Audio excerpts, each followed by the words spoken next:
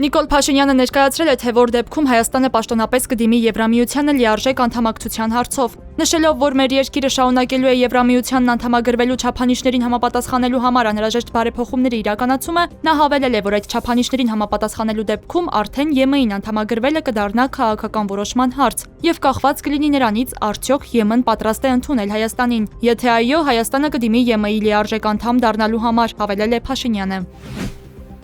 Իլհամ Ալիևը հայտարարել է, որ Ադրբեջանը լիովին վերականգնել է իր ինքնիշխանությունն ու տարածքային ամբողջականությունը եւ խաղաղության օրակարգ սկսել Հայաստանի հետ։ Նա պատմական առաջընթաց է անվանել անցյալ տարվա օգոստոսին տեղի ունեցած Վաշինգտոնի գագաթնաժողովը, հավելելով, որ այսօր արդեն Ադրբեջանի եւ Հայաստանի միջև առևտրային հարաբերություններ են սկսվել։ Քաղաքասարակության ներկայացուցիչների փոխայցեր են տեղի ունենում։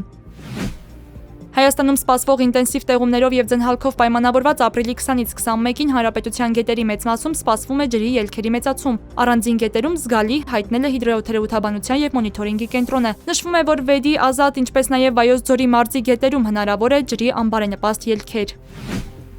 Իրանի արտգործնախարարությունը հայտարարել է, որ դեռևս որոշում չի կայացրել մասնակցել ԱՄՆ-ի հետ բանակցությունների հաջորդ փուլին, թե ոչ։ Գերատեսչության խոսնակ Էսմայիլ Բաղային ասել է, այս պահին մենք ցանկությունների հաջորդ փուլի ծրագրեր չունենք։ Մինչ այս հաղորդագրություններ էին տարածվել, որ իրանական պատվիրակությունը կմասնակցի Միացյալ Նահանգների հետ բանակցությունների երկրորդ փուլին, չնայած Հորմուզի նեղուցում վերջերս տեղի ունեցած ռազմական գործողություններին։ Իրանի եւ ԱՄՆ-ի միջև երկշաբաթյա հրադադարի ժամկետը լրանալու է չորեքշաբթի, ապրիլի 22-ին։ Բուլղարիայի արտահերթ խորհրդարանական ընտրություններում հաղթել է նախկին նախագահ Ռումեն Ռադևի գլխավորած առաջադեմ Բուլղարիա կոալիցիան։ Այն 44.69% ձայն է ստացել։ Ռադևի գլխավորած ուժը սակայն չի կարողանա խորհրդարանում բացարձակ մեծամասնություն ստանալ։ Երկրորդ տեղում նախկին վարչապետ Բոյկո Բորիսովի կենտրոնամետ ժողովրդավարական կոալիցիան է 13.4%-ով։ Երրորդ տեղում շարունակելու փոփոխությունը կուսակցության եւ դեմոկրատական Բուլղարիա կոալիցիայի դաշինքը 12.7%-ով։